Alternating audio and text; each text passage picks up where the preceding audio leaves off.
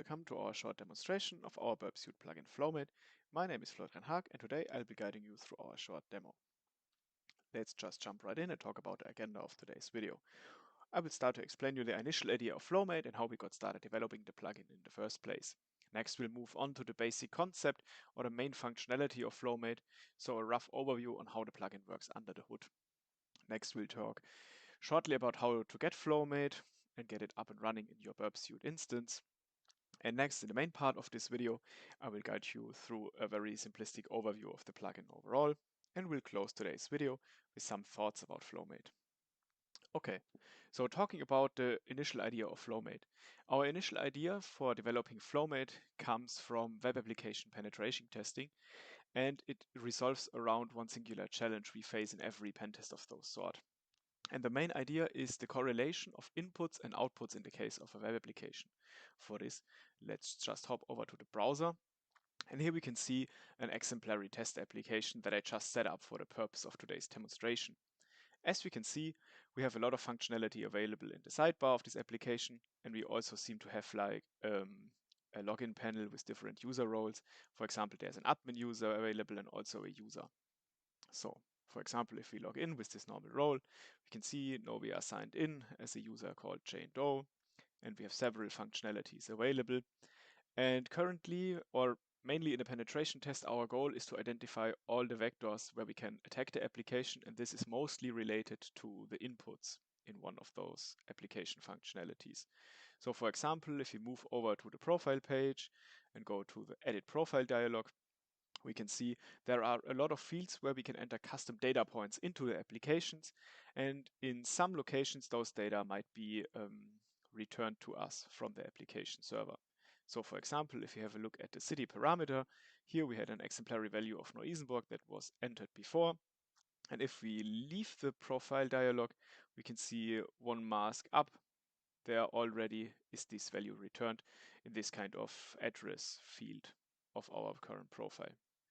And in a penetration test, the most crucial point is to receive a good testing coverage, meaning our goal is that we have a good coverage in the sense of that every parameter was tested properly and we ensured that no vulnerabilities, like for example injection kind of attacks regarding cross-site scripting or even template injections occur in the tested application. The challenge for the manual penetration testing here is to keep an overview of all the inputs we can make inside the application and then the corresponding outputs where this information is returned back from the server to the client. And this mapping process from kind of like a black box perspective without a need of modifying the actual application or the web server underneath is where we got started in developing FlowMate. So moving back to the slides, we can have a look at the basic functionality and building blocks of the FlowMate plugin. Starting on the left, as every BurpSuite plugin, we need to register with the Burp extender. And in this case, we are registering an HTTP listener, meaning FlowMate is listening to every HTTP request and every HTTP response that is passing through BurpSuite, our main go-to tool while performing web application penetration testing. Starting in the top with the actual HTTP requests that are sent from the browser we are testing from through BurpSuite and FlowMate as the machine in the middle to the target application. All those requests, when sent to FlowMate by BurpSuite, are passed to the request parser, and the main functionality of our request parser component is to extract all the HTTP parameters either from the query string, the body, or from the cookies, and store those associated with the value they occurred with in the central parameter storage of the plugin. Okay, so moving on. Now our application processed the request and we got some information returned, even directly or at some later point. All HTTP responses are equally passed in the output processing chain, and there the first component is the corresponding response parser. What a response parser does, it has a detailed look at all the HTTP responses coming back from the application, and then it also accesses the parameter storage and looks for occurrences of the parameters we saw beforehand. And if such a match is found, it creates a match entry and adds it to the match storage of of FlowMate. Then, as an underlying database, or as it's our main idea, we want to build like a graph structure that we can like search for those specific data flows that we are interested in. And for that, we are using a graph database. In the current implementation, we are using Neo4j for this purpose. And in this graph database, we correlate all the parameters we extracted from the requests and all the matches of those parameters we found in the responses of a web application for building like an enhanced graph of all the data flows available inside the application. Yeah, so that's the basic idea of how FlowMate works. And now let's just get started by using the plugin. So if you want to use FlowMate, you can obtain a pre-built jar file from our GitHub repository. Down here in the releases section, we always prepare like the latest release build for you. And if you select this build, we have like a pre-built jar file available just to download it and use it right with Burp. So let's just jump right into Burp. Seeing here, in BurpSuite, FlowMate is already loaded. Currently, the plugin is not available in the B App Store, therefore you have to go the route of downloading it via GitHub. Maybe it will be released in the future soon also in the B App Store. Okay, now currently after you downloaded the jar file, you just have to click the Add button, reference the file on disk, and after that FlowMate starts up. After FlowMate has successfully loaded, you will see some logging output that shows you that the plugin was loaded correctly, and then the FlowMate tab shows up here in the top part of your BurpSuite instance. Okay, so jumping over to the plugin, if you open it for the first time, you get thrown into the Getting Started view of the plugin. It gives you some information about how to use the plugin best, but we'll talk about that in a second. Furthermore, currently, or in its current version, FlowMate is used best with a BurpSuite Pro license, because we require some features of linking or referring back to entries from the proxy history and to keep the state persistent across a longer session of penetration testing. It is advised, or it's best used with actual Pro license and the possibility to work with burp states. Okay, but now a short introduction on how to use the plugin best. The plugin is used, from our standpoint, is used best in the initial reconnaissance phase of a pen test. Meaning this is the first phase, as I've shown you before in the short demonstration of the application, when you first receive access to an application before starting your actual assessment. Meaning, for example, you receive like the URL and some credential pairs for different user roles, and then you should, the first step you should take is to have a concentrated effort on having a look at the application, browsing through all the subsites in all different available user roles, and getting a bigger picture or a greater understanding of how the application works under the hood and what are the main use cases and potential attack vectors related to this specific site.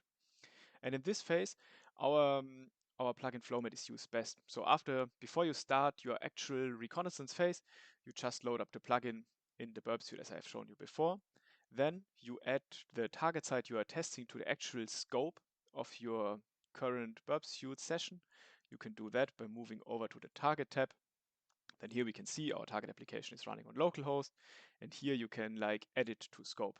As it's already added, in my example, it says removed from scope, but trust me, if you click here on add scope, it's correct then. Okay, after you've done that, you just have to tell FlowMate that the scope is set, and then you can detect the actual, or you can activate the actual parameter detection functionality. Down here, you also have the possibility to choose between two options, either the live matching or the deferred matching. The difference is that the live matching is searching through all responses as they are coming back from the application server and adding the matches to the match storage right away.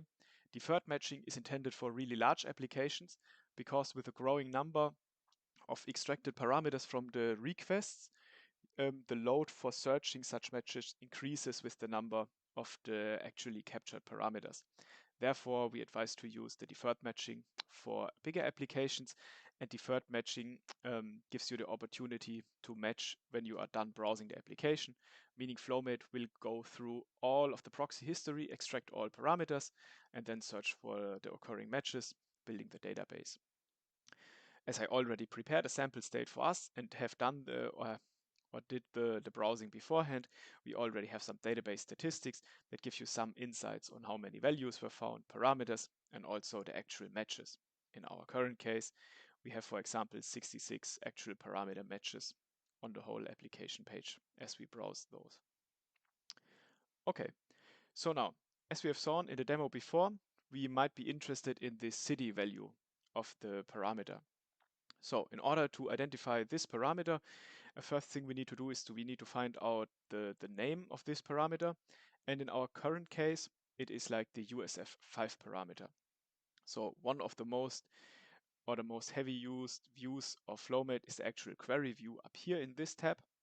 And on the left, it gives you an overview of all the parameters that were already identified while browsing the application.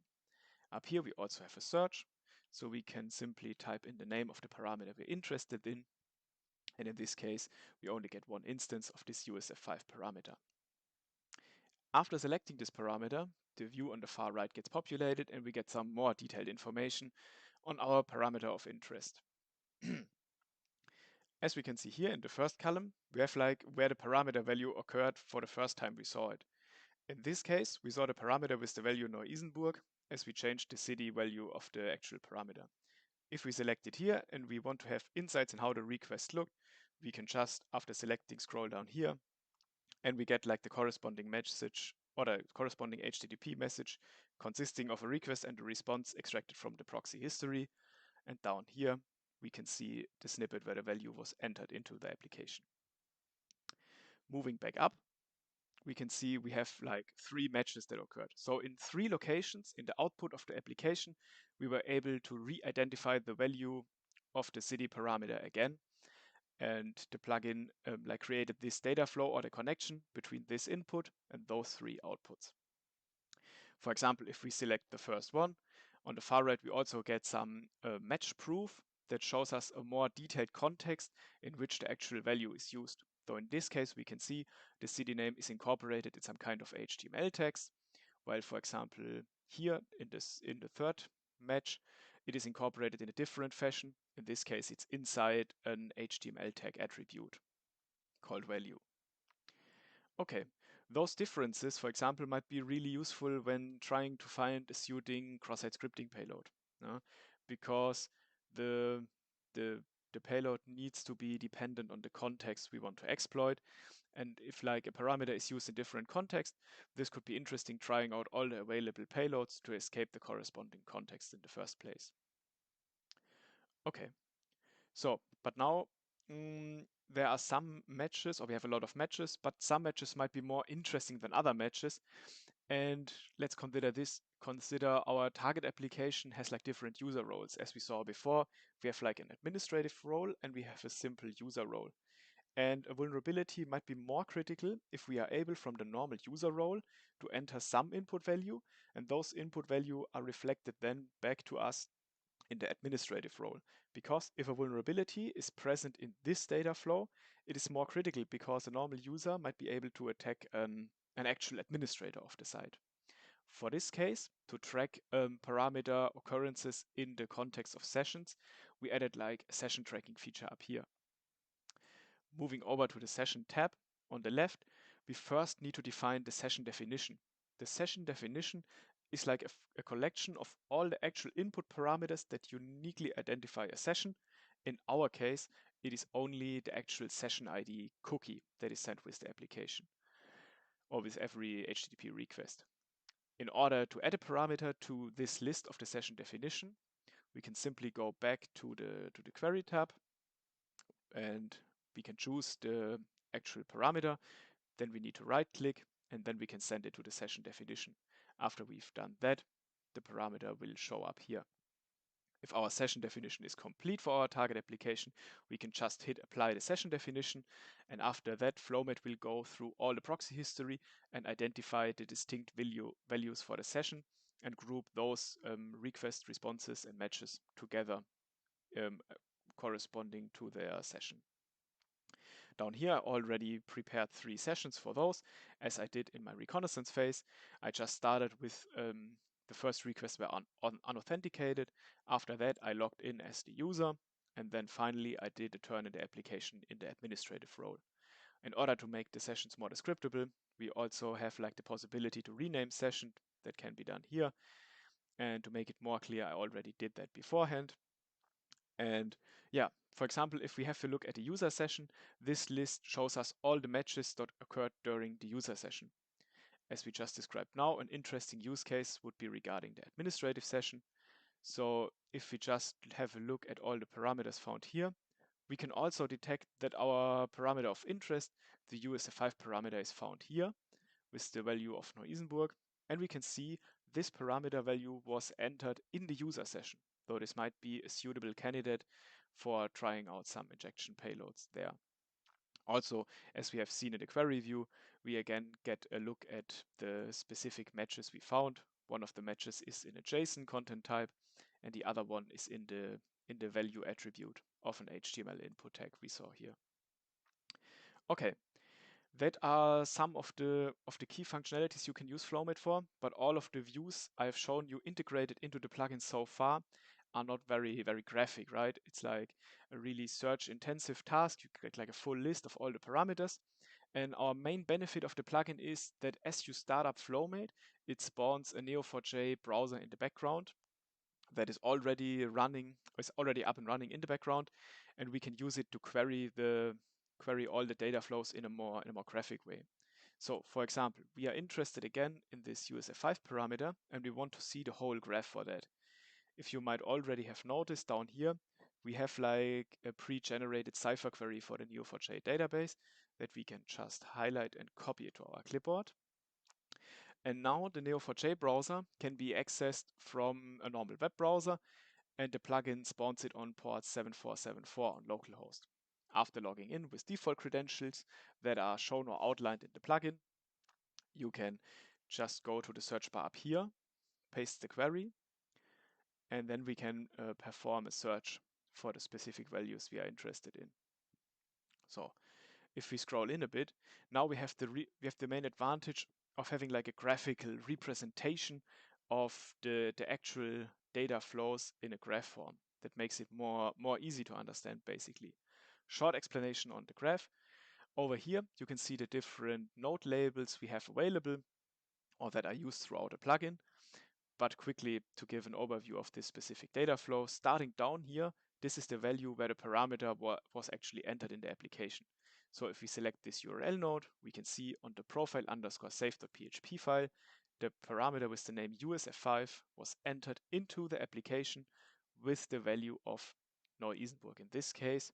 And also, this first occurrence of the parameter is associated to the user session, meaning a normal user entered this value in the application. Surrounded here in yellow, we have the value matches, meaning all these occurrences are places in the HTTP responses where this specific value of the parameter was reflected back to the user. So here we can see we got one back in the user session itself, and it was on the profile.php side. This, for example, was the overview page of our own user profile. But over here, actually, we have two occurrences in the admin session.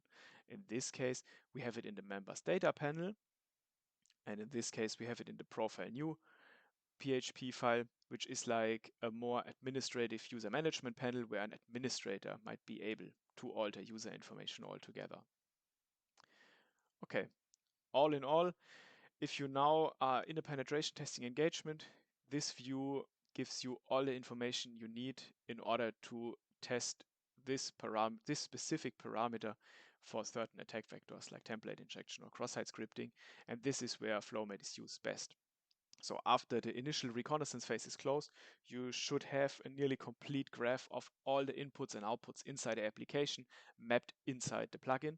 And always during the penetration testing engagement, if you have like the thought on where a parameter was entered or in which locations a specific parameter might reoccur throughout the application, you can always refer back either to this Neo4j browser and the graphical representation, or you can directly access all the data also from the views I've shown you before in BurpSuite.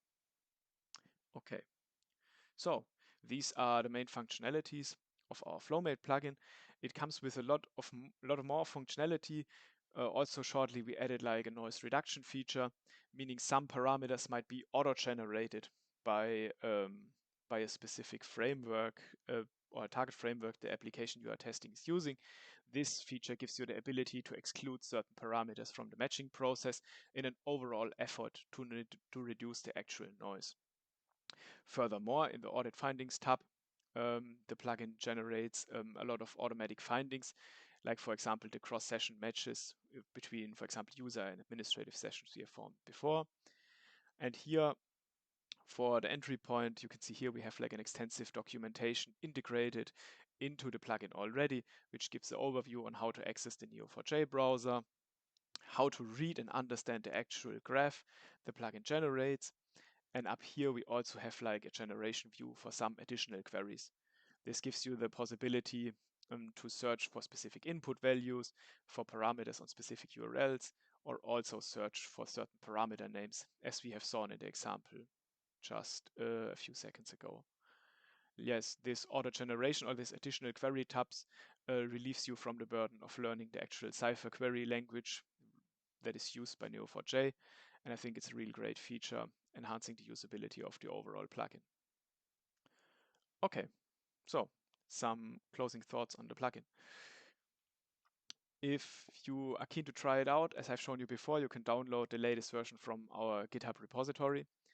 And yeah, FlowMate is like intended to be used with a lot of frameworks and a lot of applications, though as in our tests, it worked for most of the frameworks already.